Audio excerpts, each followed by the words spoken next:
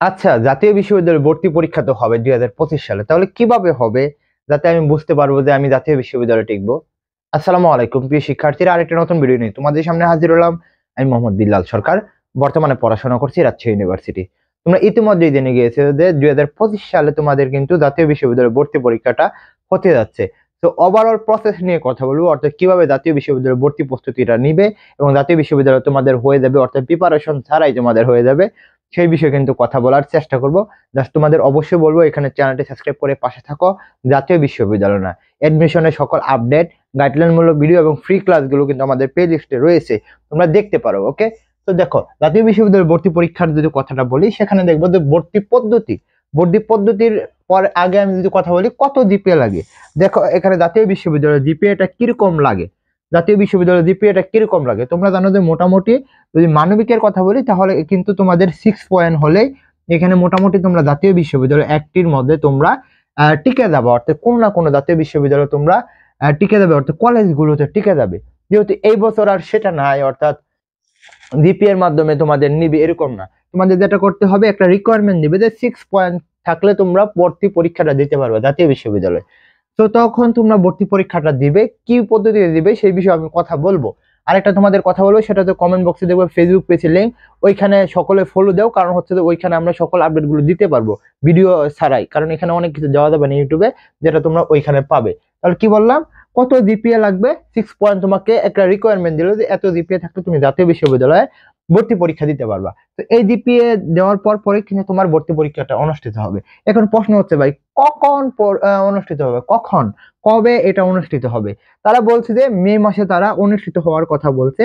তারা বলছে যে গুচ্ছের আগে নেওয়ার কয়েকটা কারণ রয়েছে। কারণ হচ্ছে যে তার আগে যদি নেয় তারা টাকা টাকা টাকা তারা কামাই করতে পারবে। অর্থাৎ দেখো না, ঢাকা বিশ্ববিদ্যালয়ের আগে তারা তাদের কার্যক্রম শেষ করতো, কিন্তু এই বছর তো তারা কি ভর্তি পরীক্ষা নেবে, সেই দিকে বিবেচনা করলে 2 মাসের আগে, অর্থাৎ গুচ্ছের আগে তারা নেবে মনে হচ্ছে। এখন তাহলে গুচ্ছ পরে হবে এরকম, কিন্তু তারা যদি মে মাসে বলে তাহলে গুচ্ছের পরীক্ষা পরে হলে তাদের একটা ব্যবসা হবে, তারা এটা বলছে।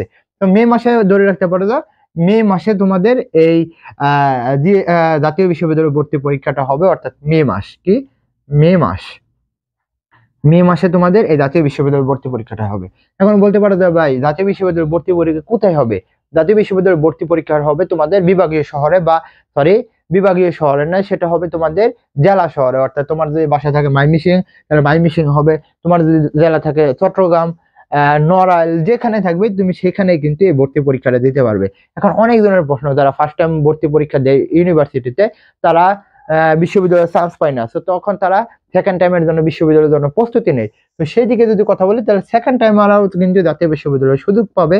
আর একটা কথা বলি, যাদের স্বপ্ন হচ্ছে টার্গেট পাবলিক বিশ্ববিদ্যালয়, গুচ্ছ, বা আমাদের রাজশাহী বিশ্ববিদ্যালয় বা চট্টগ্রাম বিশ্ববিদ্যালয়, তাদের জন্য কিন্তু আমাদের রয়েছে কোর্স, অর্থাৎ বাংলা, ইংলিশ এবং জিকে। এখানে তোমরা আমাদের স্লাইডের মাধ্যমে পড়তে পারবে, স্পেশাল স্লাইড, এবং সেখানে তোমাদের মানে সরাসরি কথা বলার সুযোগ থাকবে। অর্থাৎ তোমাকে মেসেজ করতে হবে না যে ভাই আমি এটা বুঝি নাই, তুমি সরাসরি বলতে পারো যে ভাই এটা বুঝি নাই। এবং তোমাদের থেকে পড়া প্রতিদিন নেওয়া হবে, এবং কিভাবে নেওয়া হবে সেই প্রসেসটা কিন্তু আমাদের কোর্সে থাকবে। এর সাথে তোমরা কিন্তু বাংলা, ইংলিশ এবং জিকে এক্সাম বেসটাও কিন্তু ফ্রি পাবে। বিস্তারিত জানতে তোমরা এই যে 01952338944 নাম্বারে হোয়াটসঅ্যাপ করো, কল দিতে পারো বা মেসেজ দিতে পারো, ইনশাল্লাহ আমাদের টিম তোমাকে এখানে যুক্ত করে দিবে। তো দেখো, চয়েস লিস্টের আগে যদি পরীক্ষার মানবন্টন পরীক্ষা পদ্ধতির কথা বলি, তাহলে আমরা এখানে দেখতে পারবো জাতীয় বিশ্ববিদ্যালয়ের পরীক্ষা পদ্ধতি। এখানে কিন্তু এমসিকিউ পদ্ধতি হবে। কি, জাতীয় বিশ্ববিদ্যালয় ভর্তি পরীক্ষার পদ্ধতিটা হবে এমসিকিউর পদ্ধতি, অর্থাৎ বিশ্ববিদ্যালয় ভর্তি পরীক্ষা যে টাইপের হয় এখানেও কিন্তু সেম টাইপের হবে। মোটামুটি তোমরা ধরে রাখতে পারো কি 100 নাম্বার তোমাদের এমসিকিউ নিবে, জিপিএ নাম্বারটা নিবে 20 নাম্বার, এরকম নিয়ে তোমাদের একটা নাম্বার দিব।